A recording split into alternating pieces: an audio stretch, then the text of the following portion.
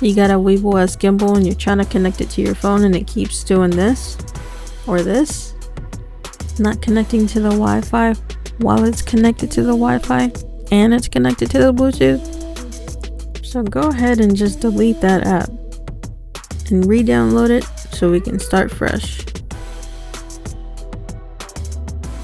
So once it's downloaded, let's go ahead and connect like we normally would. Well, let's enter now and let's see what happens. So it's asking us to join the network and it wants to connect to your local network.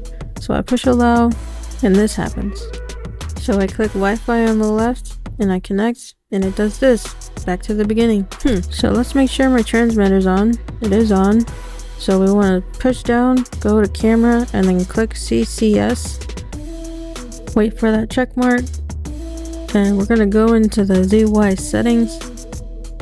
And let's try to do mobile data off. Then close out the app and then relaunch it. And then we're also going to go swipe down on our phone and click the say they're off.